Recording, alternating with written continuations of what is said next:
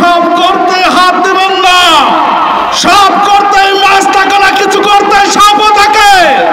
এই সাপ আপনাদেরকে এমন দংশন করবে, বাংলাদেশ থেকে চিরতরে নিশ্চিহ্ন হয়ে যাবে। শেখ হাসিনা খুনি সরকার, এই সরকার বাংলাদেশ থেকে পালিয়ে গেছে। বাংলাদেশের কোন পুরুষের ঘর থেকে কোন বিবাহিত স্ত্রী যদি পালিয়ে যায় অন্য পুরুষের সাথে, আমরা যেমন ওই স্ত্রীকে আর নিজের ঘরে নেই না, ঠিক তেমনি এই আওয়ামী লীগ সরকার শেখ হাসিনাকে বাংলাদেশের জনগণ আর মেনে নেবে না। মোবারকবাদ, অভিনন্দন। বাংলাদেশে শতকরা ৮০% মানুষ শ্রমিক। এই শ্রমিকরা নির্যাতিত, নিষ্পেষিত, অবহেলিত এবং অধিকার থেকে বঞ্চিত। এই শ্রমিকদের অধিকার ফিরিয়ে দেওয়ার জন্য সৈয়দ মোহাম্মদ ফজলুল করিম পীর সাহেব এর দিক নির্দেশনায় গঠিত হয়েছে ইসলামী শ্রমিক আন্দোলন। ইসলামী শ্রমিক আন্দোলন বিশ্বাস করে ইসলামী শ্রমনীতি বাস্তবায়ন ছাড়া শ্রমিকের ন্যায্য অধিকার প্রতিষ্ঠিত হতে পারে না।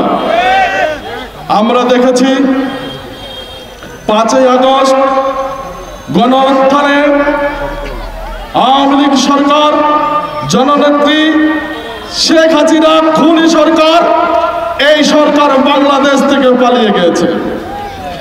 বাংলাদেশের কোন পুরুষের ঘর থেকে কোন বিবাহিত স্ত্রী যদি পালিয়ে যায় অন্য পুরুষের সাথে, আমরা যেমন ওই স্ত্রীকে আর নিজের ঘরে নেই না, ঠিক তেমনি এই আওয়ামী লীগ সরকার শেখ হাসিনাকে বাংলাদেশের জনগণ আর মেনে নেবে না।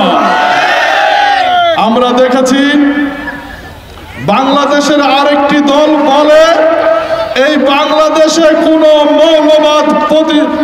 মৌলবাদ ক্ষমতায় যায়নি, তাদেরকে ক্ষমতায় যাইতে দেওয়া হবে না। আমি বলতে চাই, আপনি সব করতে হাত দেবেন না, সব করতে মাছ থাকে না, কিছু করতে সাপও থাকে। এই সাপ আপনাদেরকে এমন দংশন করবে, বাংলাদেশ থেকে চিরতরে নিশ্চিহ্ন হয়ে যাবে।